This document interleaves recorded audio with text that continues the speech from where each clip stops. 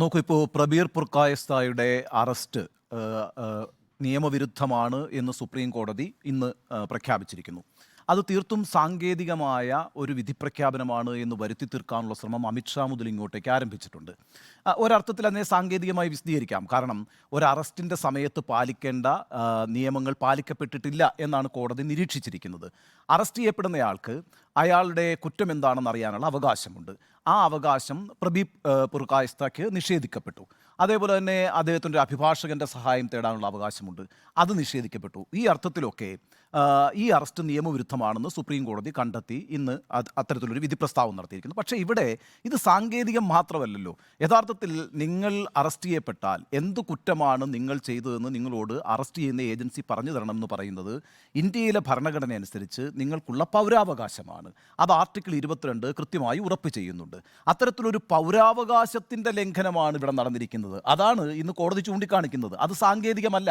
അപ്പോൾ അവിടെ യഥാർത്ഥത്തിൽ ഇത്തരത്തിലൊരു ഏജൻസി ഇങ്ങനെ ഏകപക്ഷീയമായി ഒരു നിയമവിരുദ്ധമായ അറസ്റ്റിലേക്ക് പോയത് ഒരു കോടതി, അതും രാജ്യത്തിൻ്റെ പരമോന്നതമായ നീതിപീഠം തന്നെ ചൂണ്ടിക്കാണിക്കുമ്പോൾ രാജ്യത്ത് പല വ്യക്തികൾക്ക് നേരെയും പല സംഘടനകൾക്ക് നേരെയും ഇക്കാലത്ത് സംഭവിച്ചുകൊണ്ടിരിക്കുന്ന പൗരാവകാശ മൗലികാവകാശ ലംഘനങ്ങളെ തന്നെയാണ് സുപ്രീം കോടതി ചൂണ്ടിക്കാണിച്ചിരിക്കുന്നത്. ആ അർത്ഥത്തിൽ ഇത് ഡൽഹി പോലീസിനെതിരായിട്ടുള്ളൊരു വിധി പ്രസ്താവമാണ്. ആ അർത്ഥത്തിൽ ഇത് കേന്ദ്ര സർക്കാരിനെതിരായിട്ടുള്ളൊരു വിധി പ്രസ്താവമാണ്. ഇന്ന് നമ്മുടെ രാജ്യത്ത് പൗരാവകാശങ്ങൾ നിരന്തരം ലംഘിക്കപ്പെട്ടുകൊണ്ടിരിക്കുന്നു എന്നതിൻ്റെ ഒരു ഓർമ്മപ്പെടുത്തലായിട്ട് കൂടി വേണം നമ്മൾ ഈ വിധിയെ കാണാൻ. അല്ലാതെ അവിടെ അറസ്റ്റ് ചെയ്യപ്പെട്ട സമയത്ത് അപ്പോൾ പാലിക്കേണ്ട നിയമങ്ങൾ പാലിച്ചില്ല എന്നുള്ള സാങ്കേതികമായ ഒരു വ്യാഖ്യാനമായി ഇതിനെ അവസാനിപ്പിക്കേണ്ടതില്ല. അത് വളരെ ഗൗരവതരമായൊരു പ്രശ്നമാണ് ചൂണ്ടിക്കാണിച്ചിരിക്കുന്നത്. അപ്പോൾ പിന്നെ ഈ പറയുന്ന യഥാർത്ഥത്തിൽ ഈ ഏജൻസികൾ ഇങ്ങനെയുള്ള അറസ്റ്റുകളിലേക്ക് പോകുമ്പോൾ അവർക്ക് ഈ കാര്യത്തെക്കുറിച്ചൊക്കെ ധാരണയുണ്ട്. ഇതൊന്നും കോടതിയിൽ നിലനിൽക്കില്ല എന്നും വ്യക്തമായ ധാരണയുണ്ട്. എന്നിട്ട് കൂടിയും അവരെന്തിനാണ് അത് ചെയ്യുന്നത്? അവരത് ചെയ്യുന്നത് യഥാർത്ഥത്തിൽ കേന്ദ്ര സർക്കാരിൻ്റെ അല്ലെങ്കിൽ ഭരണത്തിലിരിക്കുന്നത് ആരാണോ അവരുടെ ആഗ്രഹങ്ങൾ നടപ്പാക്കി കൊടുക്കുന്ന രീതിയിൽ അന്വേഷണ ഏജൻസികൾ എല്ലാ വിരുദ്ധതയോടെയും പ്രവർത്തിച്ചുകൊണ്ടിരിക്കുന്നു എന്നുള്ളൊരു വസ്തുതയാണ് നമ്മുടെ മുമ്പിലേക്ക് വരുന്നത്.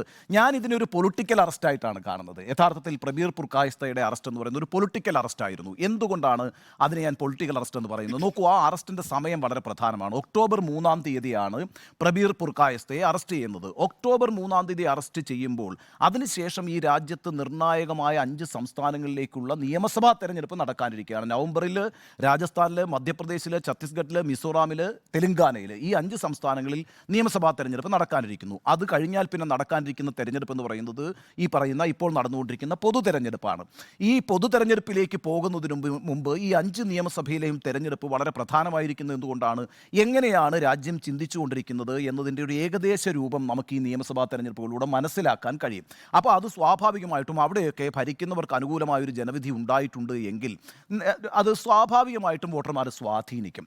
അപ്പോൾ അങ്ങനെ ഒരു സ്വാധീനം ഉണ്ടാകണമെന്ന് കേന്ദ്ര സർക്കാർ ആഗ്രഹിച്ചിട്ടുണ്ട്. അതിനെന്താണ് വേണ്ടത്? യഥാർത്ഥത്തിൽ ഇവിടുത്തെ മാധ്യമങ്ങളെ നിശബ്ദമാക്കേണ്ടിയിരുന്നു ആ കാലഘട്ടത്തിൽ. ആ മാധ്യമങ്ങളെ നിശബ്ദമാക്കുക എന്ന് പറയുന്നതിൻ്റെ ഒരു രൂപമാണ് യഥാർത്ഥത്തിൽ ഈ പ്രബീർ പുർക്കായസ്തയുടെ അറസ്റ്റ് എന്ന് പറയുന്നത്.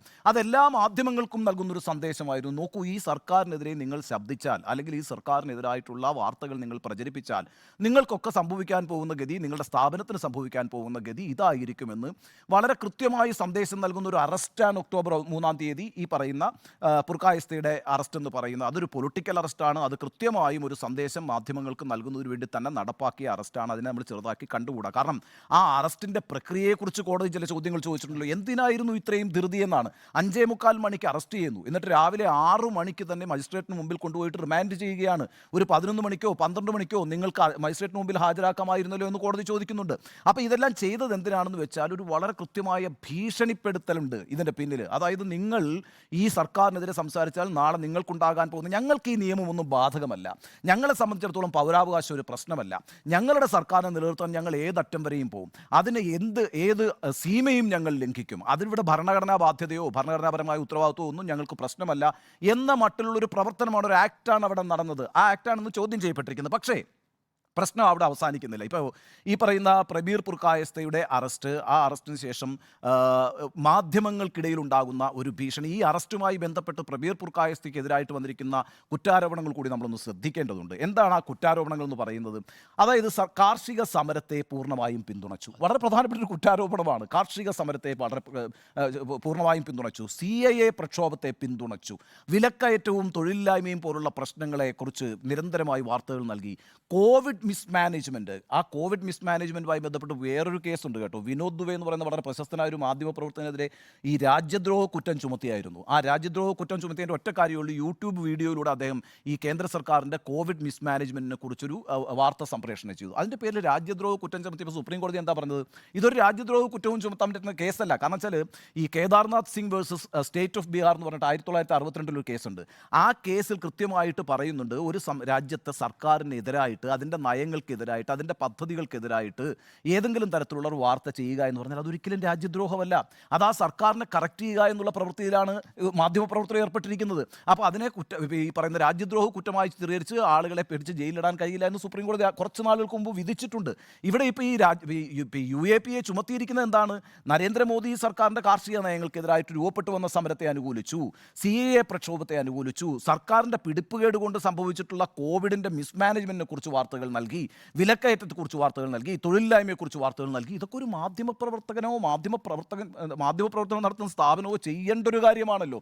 അപ്പം അതിന് ചൈനയിൽ നിന്ന് പണം സമ്പാദിച്ചുകൊണ്ട് ഒരു രാജ്യവിരുദ്ധ പ്രവർത്തനം നടത്തിയെന്നാണ് ഈ പറയുന്നത്. ഇതൊന്നും തെളിയിക്കാൻ പോകുന്ന കുറ്റമല്ല കേട്ടോ. ഒന്നാമത്തെ കാര്യം എന്ന് വെച്ചാൽ, ഈ പറയുന്ന നെവിൽ സിംഗം എന്ന് പറയുന്ന ആളുടെ നിന്ന് പൈസ ഇങ്ങോട്ട് വാങ്ങിച്ചു, എന്നിട്ട് ചൈനയ്ക്കെതിരായിട്ട് ചൈനയുടെ താല്പര്യങ്ങൾക്ക് അനുസൃതമായി വാർത്ത നൽകി.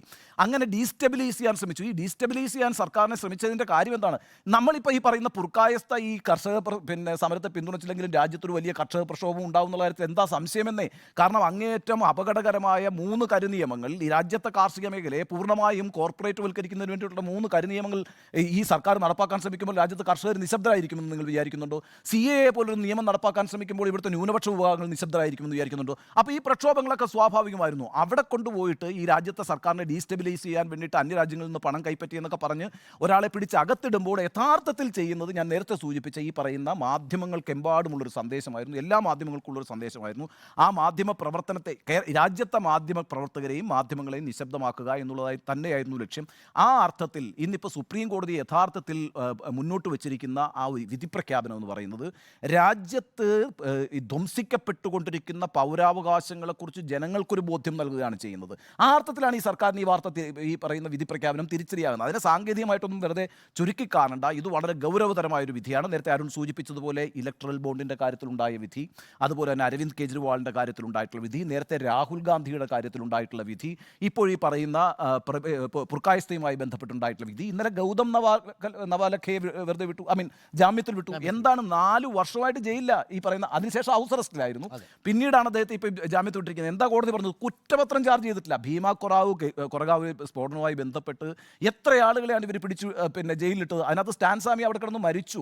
ഈ കഴിഞ്ഞ ഒരു വർഷത്തിനുള്ളിലാണ് ബാക്കിയുള്ള ഈ പറയുന്ന എല്ലാവർക്കും, വരവര റാവുവിനടക്കമുള്ള ആനന്ദ്, അതെ, അതേപോലെ തന്നെ ഈ പറയുന്ന സുധാ മൂർത്തി, ഷോമാ സെൻ തുടങ്ങിയിട്ടുള്ള ആളുകൾക്കൊക്കെ ജാമ്യം കൊടുത്തത് ഈ കഴിഞ്ഞ ഒരു വർഷത്തെ കോടതി ഇടപെടലിലൂടെയാണ്. അപ്പോൾ ആ അർത്ഥത്തിലൊക്കെ കോടതി വളരെ ശക്തമായി ഇടപെട്ടുകൊണ്ടിരിക്കുന്നു എന്നുള്ളത് അങ്ങേയറ്റം നമുക്ക് പ്രത്യാശ നൽകുന്ന ഒരു കാര്യമാണ്. അതേസമയം കാര്യങ്ങളെല്ലാം ശരിയായോ, അല്ലെങ്കിൽ കാറ്റ് മൊത്തത്തിൽ ജുഡീഷ്യറിയുമായി ബന്ധപ്പെട്ടാണ് ചോദ്യമെങ്കിൽ കാറ്റ് മൊത്തത്തിൽ മാറി വീശുന്നുണ്ടോ എന്ന് ചോദിച്ചാൽ അങ്ങനെ മാറി വീശുന്നില്ല എന്നുകൂടി പറയേണ്ടി വരും. കാരണം വെച്ചാൽ ഈ കേസുകളിലെല്ലാം ഇടപെട്ടിരിക്കുന്ന ആരാണെന്നറിയോ? സുപ്രീം കോടതിയാണ്. സുപ്രീം കോടതിയാണ് ഇതിനകത്തൊക്കെ തീർപ്പ് കൽപ്പിച്ചിരിക്കുന്നത്. എന്നാൽ അതിന് താഴെയുള്ള കോടതികളിലൊക്കെ ഇത് ശരിവെക്കപ്പെട്ടിട്ടുണ്ട്. അതിന് മുന്നോട്ട് പോയപ്പോഴാണ് ഇത് പറഞ്ഞ ഉന്നതമായ നീതിപീഠത്തിലേക്ക് എത്തുമ്പോഴാണ് ഈ കാര്യങ്ങളിനകത്തൊരു പോസിറ്റീവായ ഇടപെടൽ ഉണ്ടാകുന്നത്. അപ്പോഴും നമ്മൾ ശ്രദ്ധിക്കേണ്ട ഒരു കാര്യം, ഈ പറയുന്ന 4 പ്രധാനപ്പെട്ട ജസ്റ്റിസുമാർ, ഇന്ത്യയുടെ 4 പ്രധാനപ്പെട്ട ജസ്റ്റിസുമാർ വന്നിരുന്നിട്ട് സുപ്രീം കോടതിയുടെ മുമ്പിൽ വെച്ച് വാർത്താ സമ്മേളനം നടത്തിയിട്ടുണ്ട്. ഈ പറയുന്ന കേന്ദ്ര സർക്കാരുമായി ബന്ധപ്പെട്ടിട്ടുള്ള പല കേസുകളും പ്രത്യേക ബെഞ്ചുകളിലേക്ക് പോകുന്നു. ജസ്റ്റിസ് കുര്യൻ ജോസഫ് അടക്കമുള്ള, മലയാളിയായ ജസ്റ്റിസ് കുര്യൻ ജോസഫ് അടക്കമുള്ളവർ ആരോപിച്ചിട്ടുള്ള കാര്യമാണ്. ചില പ്രത്യേക ജഡ്ജിമാരുടെ ബെഞ്ചുകളിലേക്ക് പോകുന്നു ഈ പറയുന്ന കേന്ദ്ര സർക്കാരുമായിട്ട് ബന്ധപ്പെട്ട കേസുകളും വളരെ വിവാദമായ കേസുകളും. അതെന്തിനാണ് അങ്ങനെ പോകുന്നത്? അനുകൂലമായ വിധി അവിടെ പോയാൽ ലഭിക്കുമെന്ന് കേന്ദ്ര സർക്കാരിനോ പ്രധാനപ്പെട്ട നേതാക്കൾക്ക് ഉറപ്പുള്ളത് കൊണ്ടാണ്. അത്തരത്തിലുള്ള പ്രവർത്തനങ്ങളും ഇപ്പോഴും നടക്കുന്നുണ്ട് എന്ന് നമ്മൾ കാണാതെ പോകേണ്ട. എങ്കിൽ കൂടിയും കഴിഞ്ഞ ദിവസങ്ങളിലൊക്കെ സംഭവിച്ച കാര്യങ്ങൾ നമ്മളെ സംബന്ധിച്ചിടത്തോളം പ്രത്യാശ നൽകുന്നതാണ്. ആ അർത്ഥത്തിൽ ഇന്ത്യയിലെ ജനാധിപത്യ സംവിധാനം അപകടത്തിലേക്ക് പോകുന്നു എന്ന് മനസ്സിലാക്കിക്കൊണ്ട് പലതരത്തിലുള്ള മാറ്റങ്ങൾ സംഭവിച്ചുകൊണ്ടിരിക്കുന്നു. അത് പ്രത്യക്ഷത്തിൽ തന്നെ സംഭവിച്ചുകൊണ്ടിരിക്കുന്നു. ഇനി അപ്രത്യക്ഷമായി സംഭവിക്കാനിരിക്കുന്ന ഒരു കാര്യമാണ് ഈ പറയുന്ന ഈ തെരഞ്ഞെടുപ്പിലെ വിധി എന്ന് പറയുന്നത്. നമുക്ക് എന്താണ് സംഭവിക്കാൻ പോകുന്നതെന്ന് അറിയില്ല. പക്ഷേ നിശ്ചയമായും വലിയ അടിയൊഴുക്കുകളും വലിയ കേന്ദ്ര വിരുദ്ധ വികാരവും വലിയ ആൻറ്റി മോഡി വേവും ഒക്കെ ഈ രാജ്യത്തെ ജനങ്ങളുടെ മനസ്സിലേക്ക് വന്നിരിക്കുന്നു. ആ അർത്ഥത്തിൽ ഈ തെരഞ്ഞെടുപ്പിൽ അതൊക്കെ വലിയ സ്വാധീനം ചെലുത്തുന്ന ഘടകങ്ങളായിരിക്കും. ഒരു പക്ഷേ 2024 എന്ന് പറയുന്നത് വലിയൊരു അട്ടിമറി വിധിയെ കാത്തു വെച്ചിരിക്കുന്നു എന്ന് തന്നെ ഞാൻ പ്രതീക്ഷിക്കുന്നു.